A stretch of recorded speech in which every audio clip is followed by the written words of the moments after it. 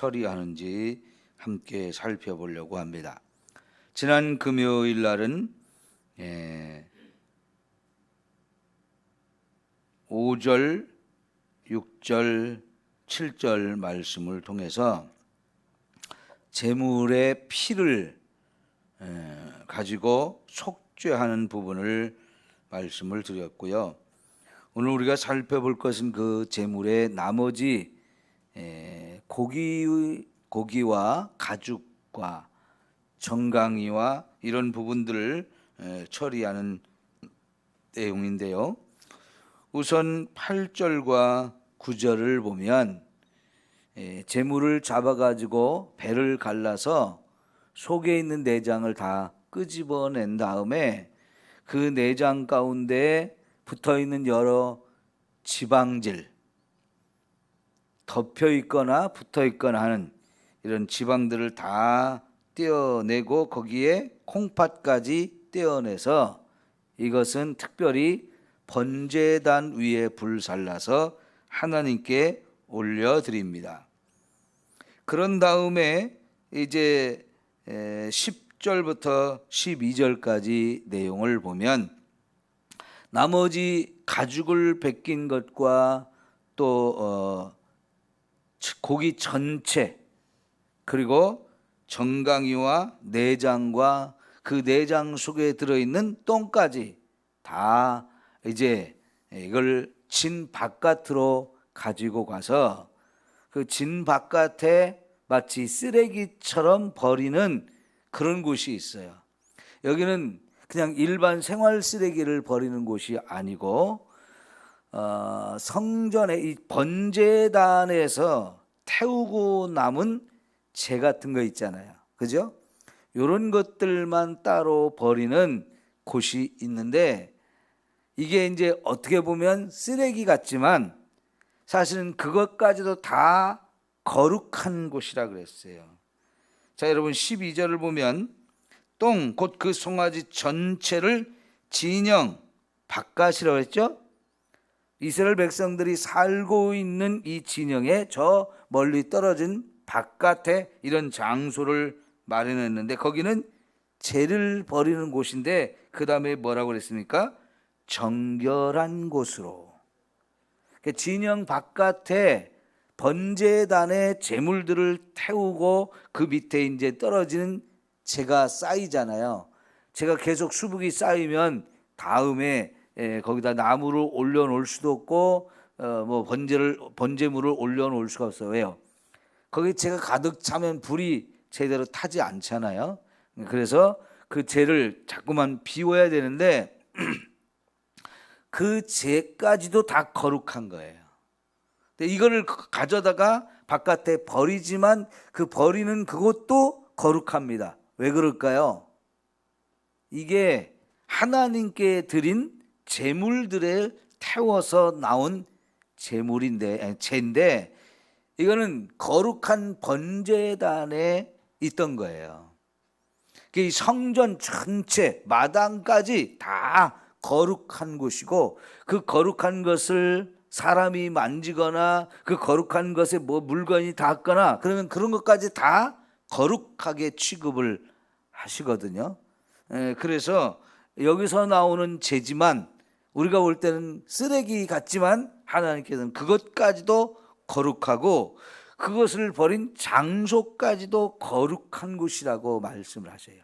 그곳으로 이 속죄의 제물에 특별히 이제 제사장이나 온 회중 전체나 족장들이 드린 이 속죄 제사의 제물 전체를 그곳으로 가지고 와서 거기서 태우도록 했던 겁니다.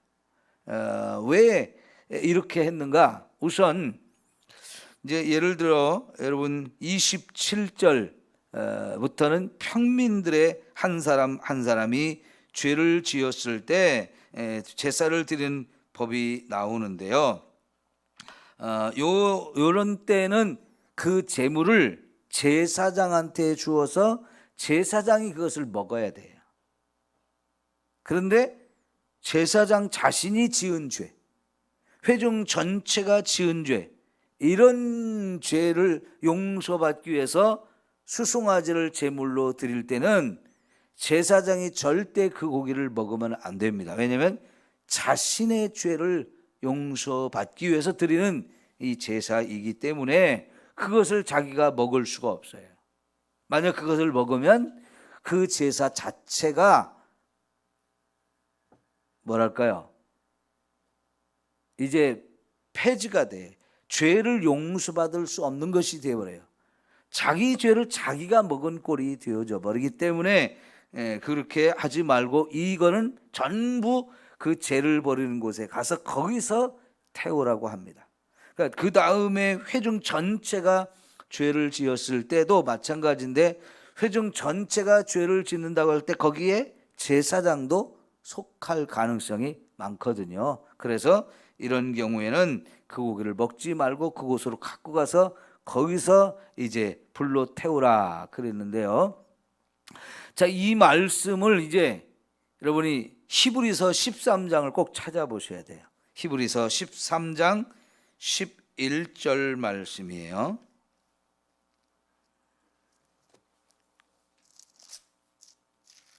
히브리서 13장 11절 말씀 13절까지 보겠습니다.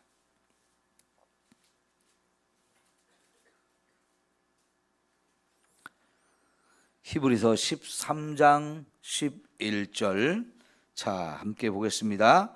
이는 죄를 위한 짐승의 피는 대제사장이 가지고 성소에 들어가고, 자, 여기까지 보면 대제사장이 그 피를 가지고 성소로 들어간다는 것은 제사장이 죄를 범했을 때나 회중 전체가 죄를 범해서 그 죄를 용서받기 위해서 속죄의 제사를 드릴 때 피를 이렇게 하죠.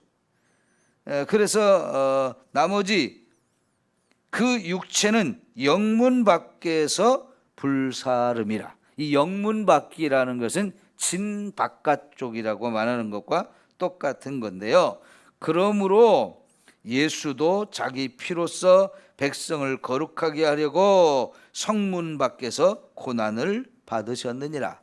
지금 이 구약 성경에 우리가 속죄제를 보고 있는 중에 제사장과 회중 전체가 지은 죄를 용서받기 위해서 드리는 이 제사를 설명하고 나서 그러므로라고 하면서 이게 바로 예수 그리스도께서 자기 피로 백성에 거룩하게 하려고 영문 밖에서 고난을 받으셨다. 예수님의 십자가로 딱 적용을 해요. 이것은 구약 성경에 이렇게 진 바깥에 고기를 나머지를 전부 가지고 와서 거기서 불사르는 것을, 이게 바로 예수님이 골고다 언덕에 올라가서 십자가에 죽으신 사건을 그대로 표현하는 거라고 얘기를 하죠. 자, 그러면 여기 보세요. 잠깐만. 여러분, 예수님이 십자가에 죽으실 때 예루살렘 성 안에서 재판도 받고 거기서 채찍도 맞아서 온몸이 갈기갈기 찢겨지면서 피를 다 흘리셨죠. 그리고 이제 거기서 십자가를 지고 예루살렘 성 밖으로 나와서 성 밖에 있는 골고다 언덕까지 십자가를 지고 올라가서 거기서 이제 죽음을 당해요. 근데 그 골고다 언덕이라고 하는 곳은 성 안에 있는 사람들이 이렇게 눈만 조금 들어 쳐다보면 보이는 곳이에요. 성 밖 언덕에 있는 그곳인데요. 거기까지 예수님이 십자가를 지고 가신 이유가, 거기 골고다 언덕이 바로 구약 성경의 속죄제의 제물의 그 나머지 전부를 가서 태우는 진 바깥에 있는 죄를 버리는 거룩한 곳, 거기가 바로 예수님의 골고다 언덕의 십자가를 의미하는 것으로 우리에게 가르쳐 주시죠. 자, 그래서 13절, 그런즉 우리도 그의 치욕을 짊어지고 영문 밖으로 그에게 나아가자 그랬어요. 우리 복음성가 중에 아주 오래된 복음성가, 서쪽 하늘 붉은 노을 영문 밖에 길이라네.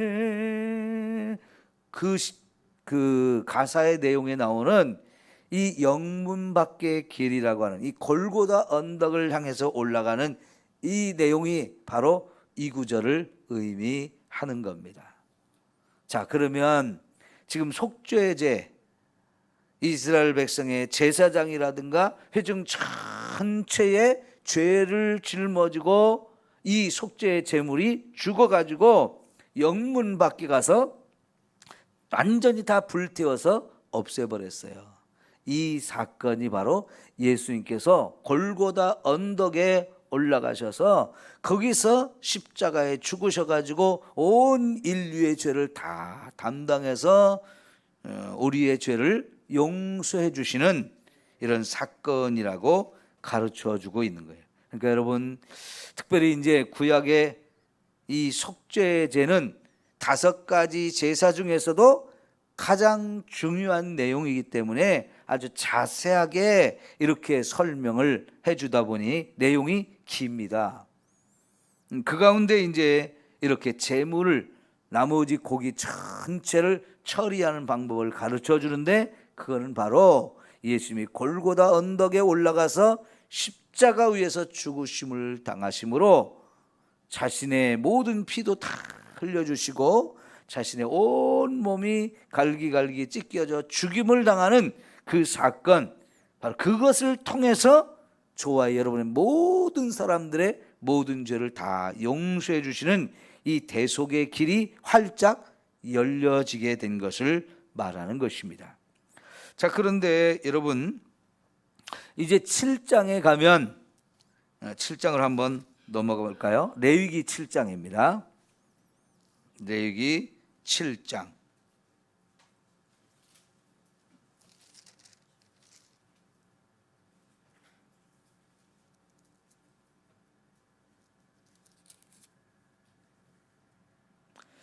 (28절부터) 보겠습니다.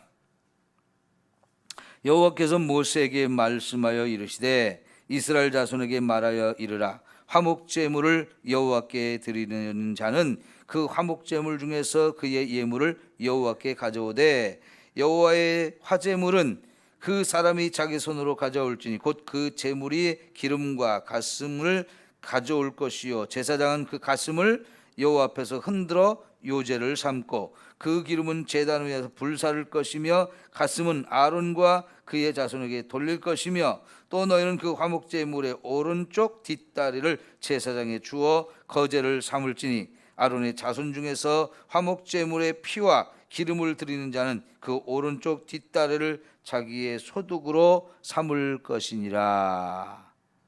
자, 그 다음에 여러분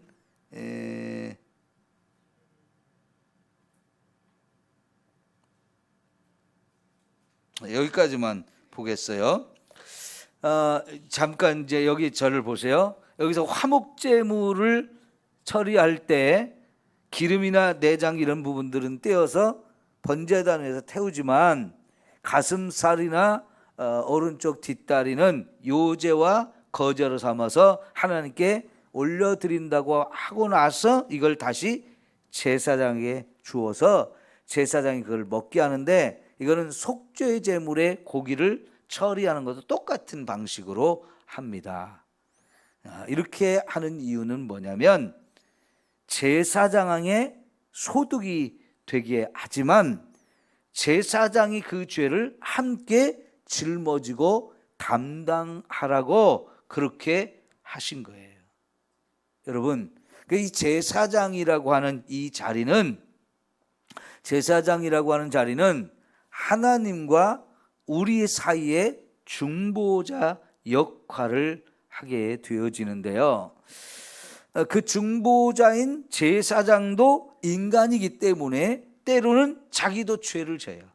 자기 자신의 죄를 용서받기 위해서 하나님께 제사를 드릴 수밖에 없는 우리와 똑같이 연약한 인간이지만, 그럼에도 불구하고 하나님이 그에게 거룩한 직분을 맡겨서 이스라엘 백성들이 그 어떤 제사든지 제사를 드리러 오면 그 성전 안에서 그들이 가져온 피를 하나님의 번제단에 뿌리든가 아니면 성소에 가지고 가서 거기서 뿌리든가 바르는 이런 일을 하고, 혹은 그 피를 제물의 기름이나 하나님께 드리는 부분을 번제단 위에 올려서 태우는 일, 그런 일을 하고 나서 거기서 나오는 고기를 주어서 이 성전 안에서 제사장들이 그 고기를 구워 먹도록 이렇게 하셨는데, 이렇게 하면서 백성들의 죄를 담당하고 책임을 지게 하셨어요.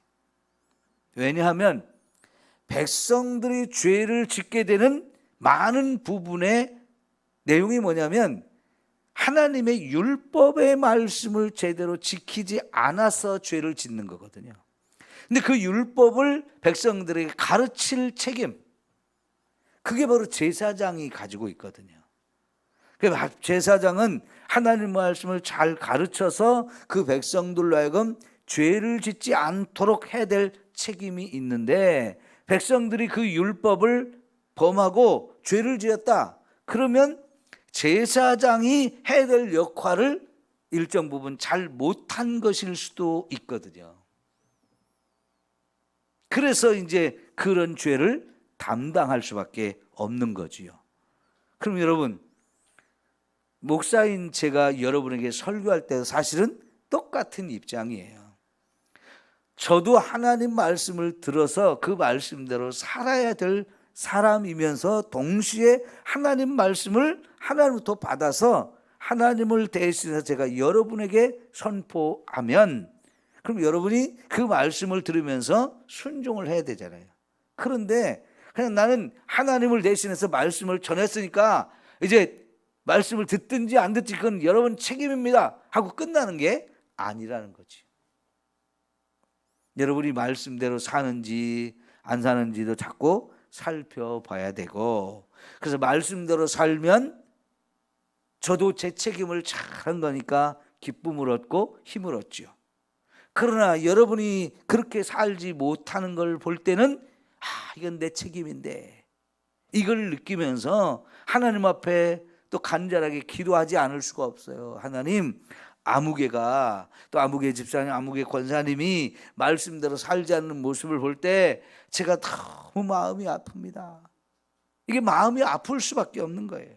왜? 일정 부분 책임이 있기 때문에요.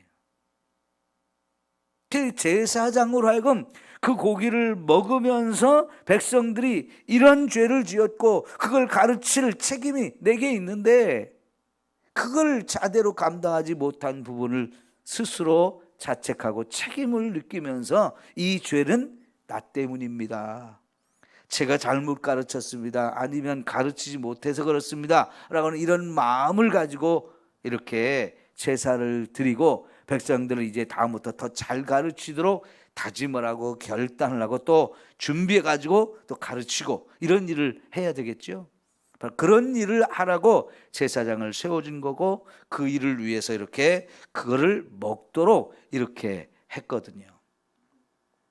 자, 여러분, 그렇게 해서 이제 속죄 제물에 사용되는 부분을 말씀을 드렸는데, 이제 오늘 27절을 좀 봅시다.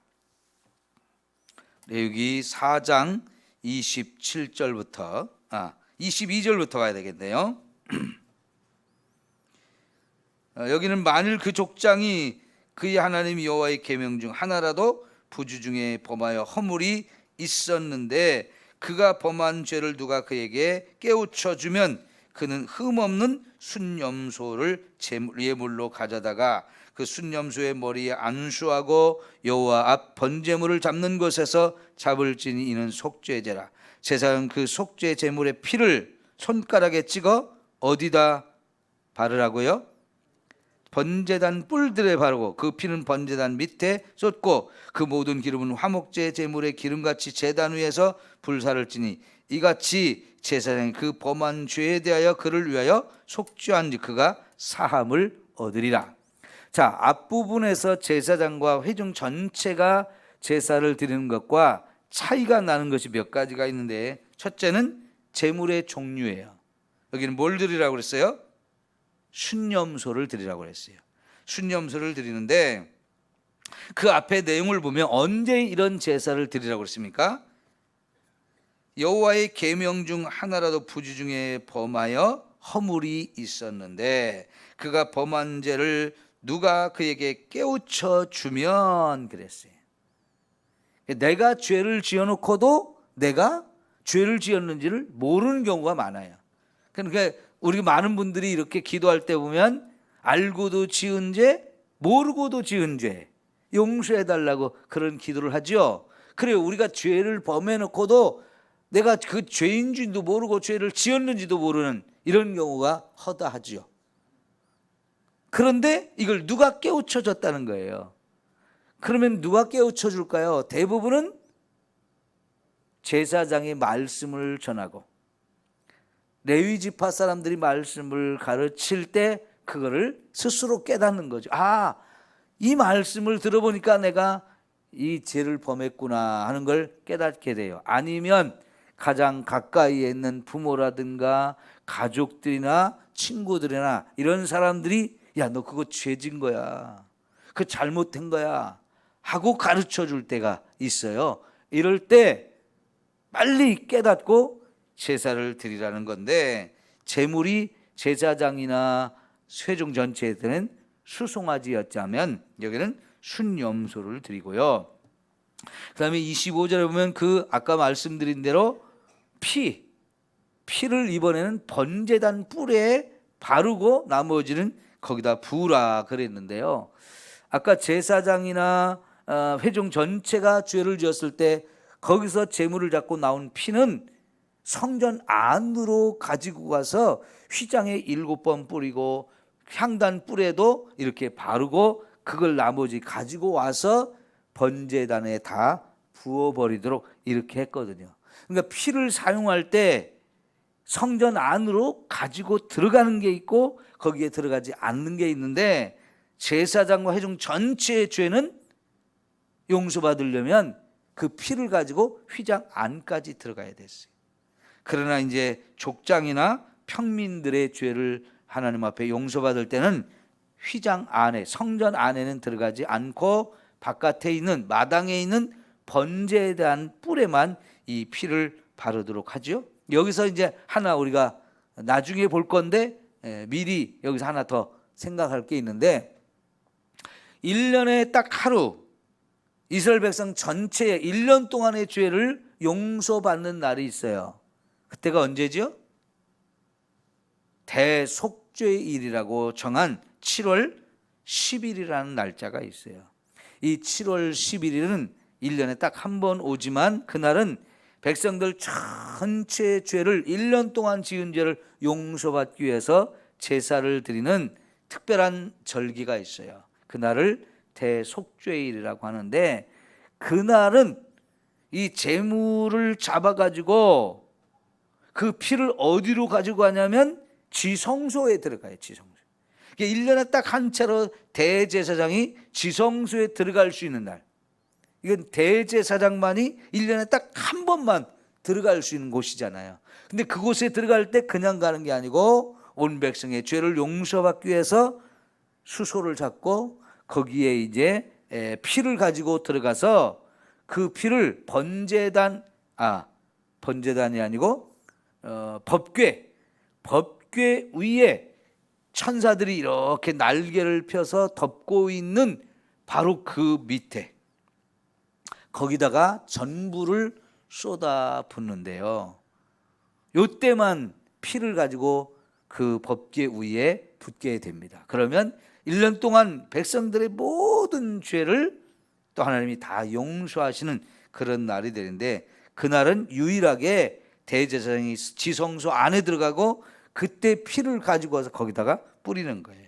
그러니까 이 피를, 백성들의 죄를 용서받을 때 피를 어디에다 사용하느냐가 가장 중요한 핵심이 되어지는데, 그 상황에 따라서 지성소에 가지고 들어갈 때가 있고 성소까지만 들어갈 때가 있고 아예 성소도 들어가지 않는 그런 때로 나누어지는 것을 볼 수 있습니다.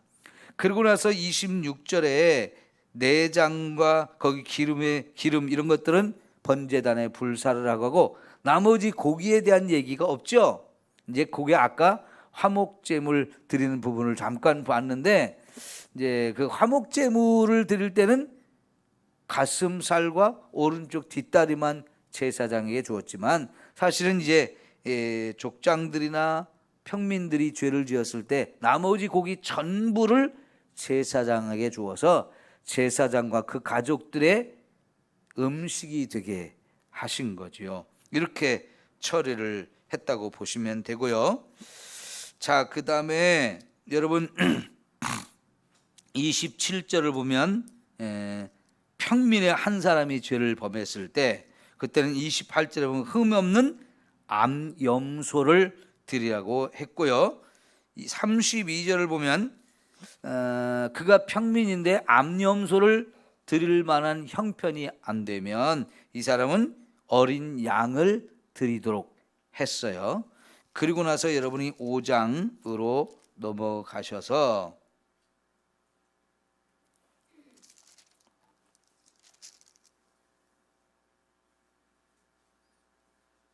11절, 5장 11절. 만일 그의 손이 7절부터 봐야 되겠네요. 7절. 만일 그의 힘이 어린 양을 바치는 데 미치지 못하면 그가 지은 죄를 속죄하기 위하여 산비둘기 2마리나 집비둘기 새끼 2마리를 여호와께로 가져가되, 하나는 속죄 제물을 삼고 하나는 번제물을 삼아서 하나님 앞에 죄를 용서받으라. 그러니까 가난한 사람, 양이나 염소 같은 거 드릴 형편이 안 될 때는 이렇게 비둘기를 가지고 할 수도 있고요. 11절에 보면 만일 그의 손이 산비둘기 2마리나 집비둘기 2마리에도 미치지 못하면 그의 범죄로 말미암아 고운 가루 10분의 1의 10분의 1 에바를 예물로 가져다가 속죄 제물로 드리되, 이는 속죄 제물인즉 그 위에 기름을 붓지 말며 유향을 넣지 말라. 그러면 제사장에게로 가져갈 것이요, 제사장은 그것을 기념물로 한 움큼을 가져다가 제단 위에 제물 여호와의 화제로 위에서 불사를 지라 그랬어요. 여러분, 그러니까 이제 우리 속죄 제사를 드릴 때 모든 사람은 다 제물을 가지고서 하나님께 제사를 드려야 용서받는데, 형편에 따라서 이런 양이나 염소까지도 드릴 수 없는 가난한 사람은 비둘기나 그것도 드릴 수 없는 아주 극빈자, 아주 가난한 자는 고운 가루를 가져다가 제사를 드리는데, 여러분, 피 흘림이 없으면 죄 사함도 없다는 말씀을 했잖아요. 그래서 사실은 이 고운 가루만 가지고는 우리의 죄를 용서받을 수 없는데 피 흘림이 있어야 되기 때문에. 그런데 그것조차도 준비할 수 없는 사람은 고운 가루를 가져다가도 속죄를 할 수 있도록 이렇게 허락을 하셔요. 그런데 대신에 어떻게 해야 되느냐? 다른 사람이 번제를 드릴 때 같이 거기다가 고운 가루를 올려서, 나는 피를 드릴 수 없지만 다른 사람이 제물을 담아서 잡아서 피를 드릴 때 함께 나도 거기에 동참하게 해서 결국은 나도 피의 속죄를 드릴 수 있도록 이렇게 허락을 해 주신 거죠. 그러니까 여러분, 가난하다고 죄를 안 짓는 거 아니잖아요. 부자라고 특별히 죄 더 많이 짓는 거 아니잖아요.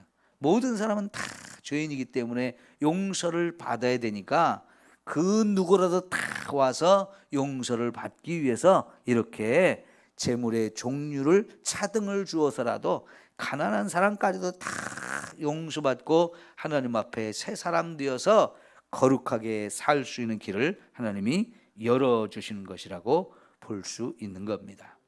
오늘 이렇게 해서 속죄 제물을 통해서 저와 여러분의 모든 죄를 씻어주시고자 하시는 이 하나님의 놀라운 사랑과 은혜를 우리가 함께 같이 보았습니다. 기도합시다. 하나님 아버지,